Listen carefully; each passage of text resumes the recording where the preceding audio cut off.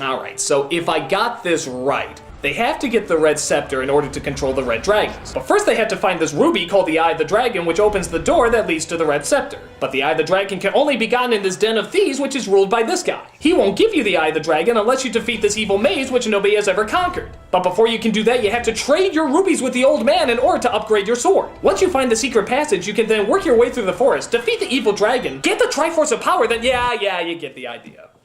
So they follow this purple guy who has an eye vagina on his head and leads them to the Den of Thieves, where Riff Raff from the Rocky Horror Picture Show awaits them. Have you ever heard of the Antaeus Guild maze? It's just a jump to the left. He has the ruby key they're looking for, but really has to get through this deadly maze in order to win it. I thought this was Dungeons and Dragons, not mazes and monsters.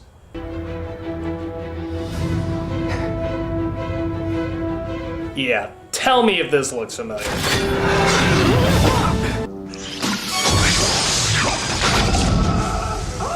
I think that's bad. Take a look at this scene. He can only step on the square with the red eye, where all the other squares will lead to his doom. Remind you of anything else? Remember, in the Latin alphabet, Jehovah begins with an I. Yeah, well, they're all eyes. What the hell am I supposed to do? How about this? The closing ceiling with spikes on it. Yeah, again. Ring any bells? Well, on the bright side, I can't see them ripping off any more Indiana Jones, but oh, come on! It's like an exact replica! Are you even trying to be original? George Lucas must be rolling in his grave. But the soldiers once again come in to seize the heroes. I know who you are, but be prepared for a lesson in pain. There's only room for one overacting bald guy in this movie. You must be joking. I never joke when mages trespass in my guild. By the way, you got something on your... But the captain captures Marina and the other three escape. They come across a tracker who's been working for the Empress, a saucy little elf named Norda. Is that the elf you were drooling over? Well, I wouldn't put it that way. But yeah, that's her. Pretty, huh? They all look alike to me. Whoa, hey! The sight of the dwarf I've never seen before, I mean, wow! So Norda tells the Empress the situation through, get a load of this, a magic mirror. I have unfortunate tidings to report. It seems Profian also seeks the rod. Seek Damodar out. We need that rod. As you wish. You know, she's prettier than you. So we see that the captain is going to interrogate Marina, trying to get some information out of her. Once the questions don't work, he resorts to... this.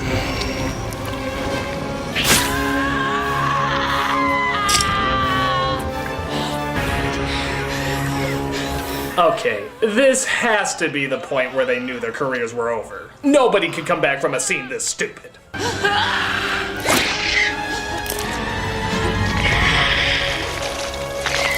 You know, for a movie called Dungeons and Dragons, I've seen a dungeon and a dragon. Couldn't you show us something a little more meaty outside of earwax rape? Oh, please. Well, how about this? Ridley and Snails break into the place and try to rescue Marina. Norda and all her soldiers just stay behind and watch them. Why? This task they must complete alone. Okay, so Ridley and Snail split up and eventually one of them finds Marina. Hey.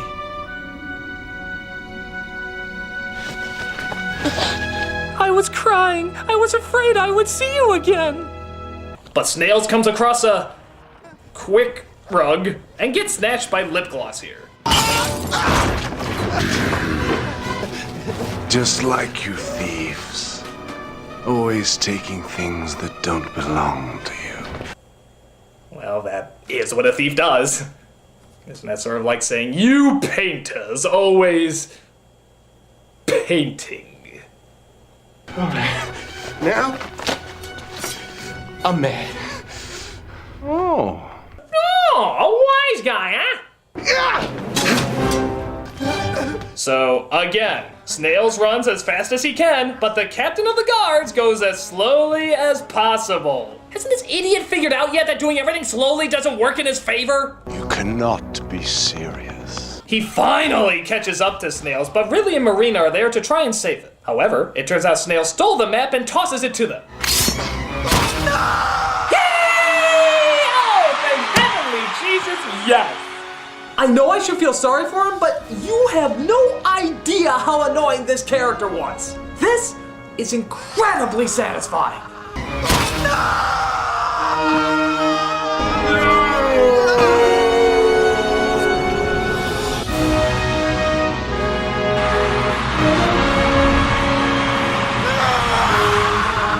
So Marina uses her magic dust to zap the captain and get them out of there, leaving the poor corpse of Wayans behind.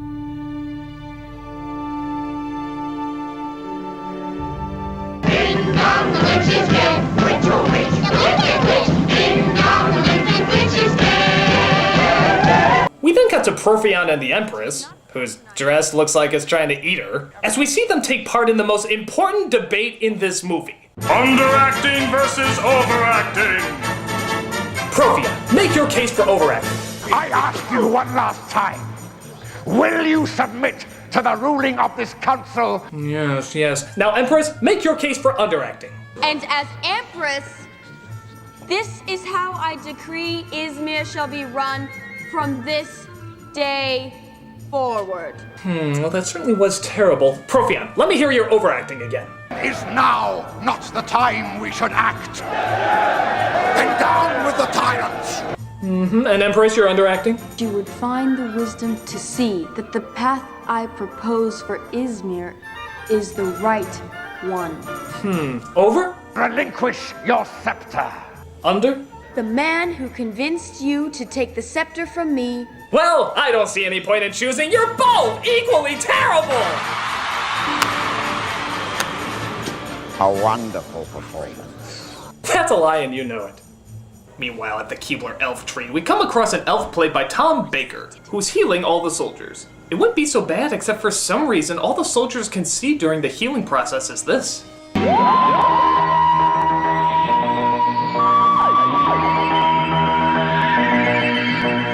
After that, Ridley and Marina talk about the artist formerly known as Snails.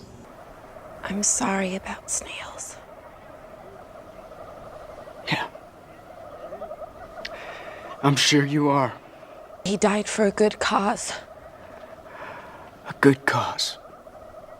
Alright, movie, just keep telling yourself, you're trying to make us feel bad for Marlon Wayans. This is easier said than done. In fact, it's not even easily said. You're wrong. No, you're wrong! Mage! Just because some mages are evil does not mean they all are. I'm not. I'm not. Did she turn into a goose there? I'm not. I'm not. And now, because you demand it, the all-quacking choir. Not.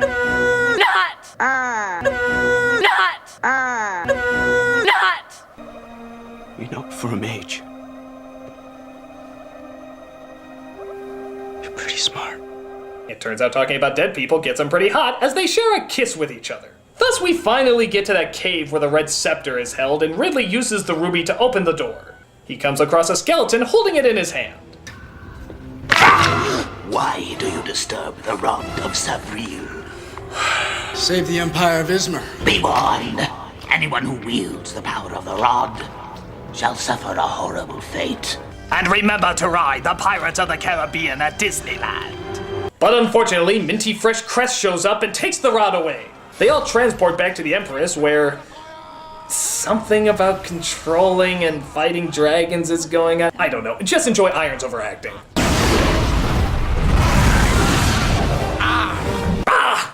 That was good, but it's no.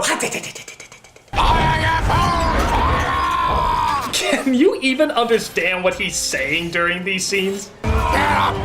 Move that crossbow! Come, Damodar! Destroy them before they reach it! Prepare to fire again! bologna sandwich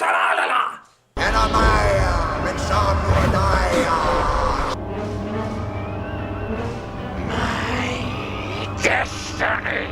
Oh, I just shit my pants. Wait, I can work with it. My character would shit his pants. Yes, I just shit my pants.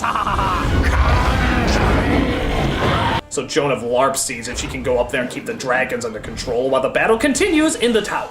Just look at this riveting choreography.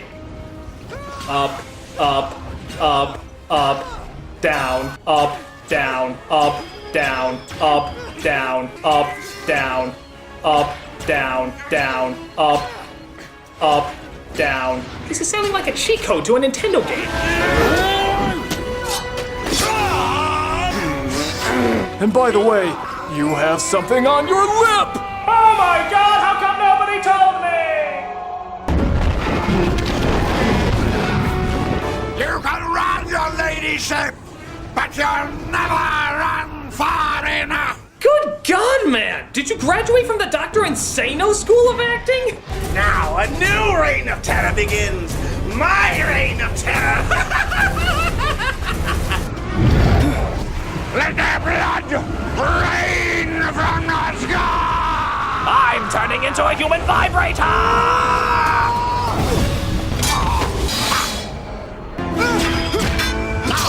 My sister, my daughter, my sister! Not so talented, eh, Mr. Ridley? Oh, I don't know. I always thought he was the talented Mr. Ridley. But Ridley gets a hold of the scepter and destroys it, leaving the dragons to finish him off.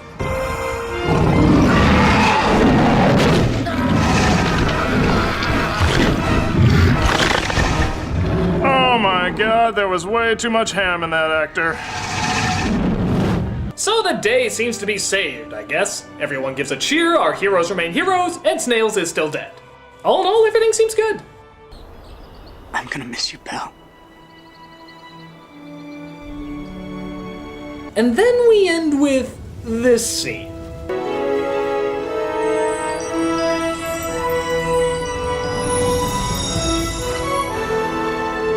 Do not question your gift.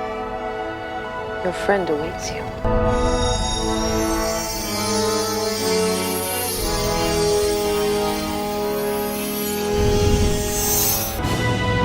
I don't get it either, folks, but who cares? The movie is over. And my God, wasn't that a lot of fun? How can anyone not enjoy this film? Its stupidity is at a spectacular level. I've never played Dungeons & Dragons, so I have no idea if it followed it well, but just as a film itself, it's an unbelievable experience. Bad films of this magnitude don't come around enough, and when they do, we have to enjoy them. So if you want a good laugh, rent it today and see what you've been missing out on. You won't regret it. I'm the Nostalgia Critic, I remember it.